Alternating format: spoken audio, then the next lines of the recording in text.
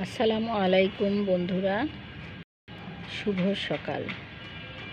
আজকে 31শে ডিসেম্বর, মেঘলা আকাশ, হালকা ঝিরিঝিরি বৃষ্টি ছিল সকালে।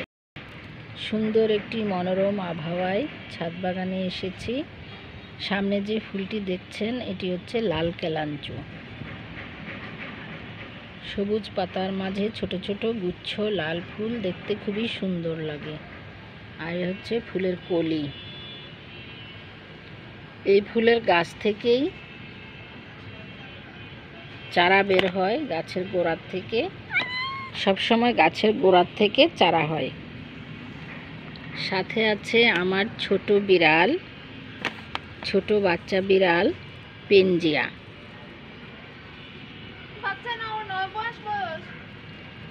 তো এই ছাদ বাগানে এলেই ও এসে আমার সাথে খেলা করে। এই কেলাঞ্চু গাছটির কথা বলছিলাম। কেলাঞ্চু গাছের গোড়া থেকে অসংখ্য চারা হয়। এছাড়া ফুল যখন শুকিয়ে যাবে, এই যেমন একটা ফুল শুকিয়ে যাচ্ছে,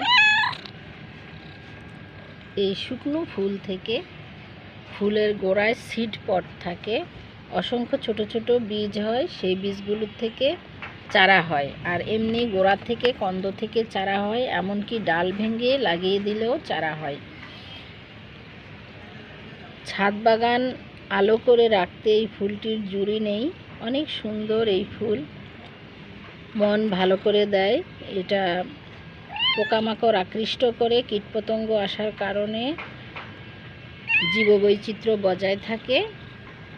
পরিবেশ সজ্জিত করার পাশাপাশি অক্সিজেন পাওয়া যায়। এই গাছটি বায়ু বিশুদ্ধ করে, তবে এই গাছটির জন্য অনেক রোদ প্রয়োজন।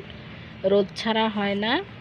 এবং এই গাছটির বিশেষ কোনো আলাদা পরিচর্যা লাগে না, পরিচর্যা দরকার নেই। যেমন স্বাভাবিক যত্নের মাধ্যমেই গাছটি হয়। তো আপনারা গাছের সাথেই থাকুন এবং ফুলের সাথে থাকুন, পরিবেশ সজ্জিত করুন।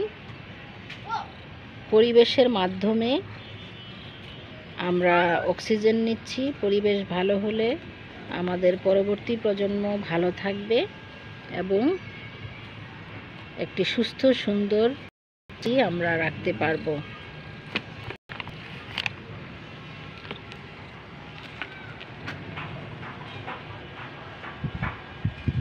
সাথে একটু পেনজিয়াকে দেখে নিলাম।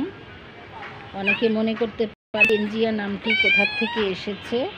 আসলে পেনজিয়া হচ্ছে একটি ভৌগোলিক নাম বা জিওগ্রাফিক্যাল নেম। যখন পৃথিবীর সবগুলো মহাদেশ একসাথে ছিল, তখন তার নাম ছিল পেনজিয়া।